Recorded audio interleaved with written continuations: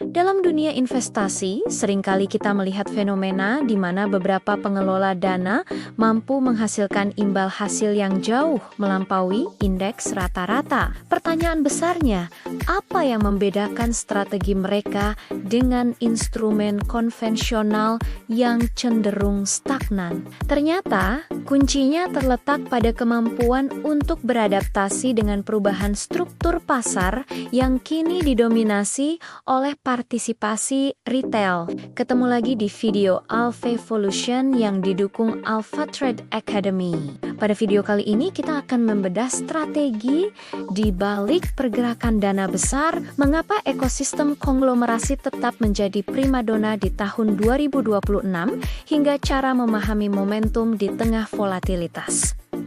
Mari kita bedah detailnya. Sejak periode pasca pandemi, struktur pasar modal Indonesia mengalami transformasi signifikan. Partisipasi investor retail tumbuh sangat besar, yang secara langsung mengubah cara aset manajemen dalam mengelola risiko dan potensi imbal hasil. Strategi yang terlalu kaku dan hanya berpatokan pada saham-saham blue chip konvensional seringkali tertinggal karena kurangnya pertumbuhan atau growth yang progresif. Strategi yang lebih adaptif kini mulai mengalihkan fokus pada perusahaan yang memiliki akses permodalan atau capital access yang kuat. Di saat ekonomi melambat, entitas yang memiliki ekosistem bisnis terintegrasi cenderung lebih tangguh karena mampu melakukan ekspansi baik secara organik maupun melalui aksi akuisisi strategis. Pemahaman akan aliran dana atau flow-based analysis menjadi pelengkap penting selain analisis fundamental dasar.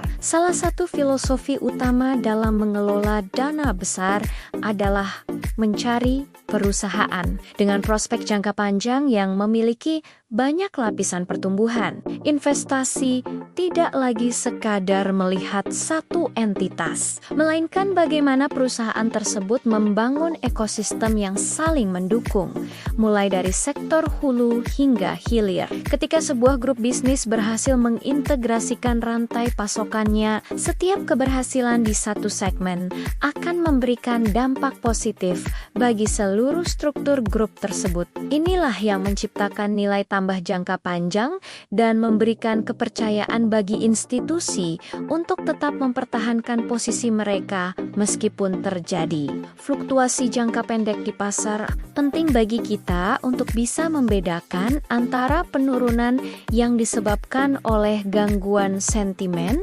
atau noise dengan penurunan yang disebabkan oleh kerusakan fundamental ketika pasar mengalami koreksi akibat perubahan kebijakan indeks global. Hal tersebut seringkali menjadi peluang akumulasi bagi mereka yang memahami nilai intrinsik perusahaan. Disiplin dalam manajemen risiko tetap menjadi prioritas utama. Penyesuaian portofolio secara taktis harus dilakukan untuk melindungi aset dari risiko drawdown yang dalam. Video konten ini semata hanya untuk kepentingan konten edukasi, bukan ajakan untuk membeli atau menjual suatu aset. Analisis ini bertujuan memberikan perspektif perlindungan aset dan pemahaman mekanisme pasar yang lebih mendalam tanpa memberikan janji keuntungan berlebihan. Kesimpulannya, tahun 2026 menuntut investor untuk lebih cerdas dalam membaca arah likuiditas asing dan domestik.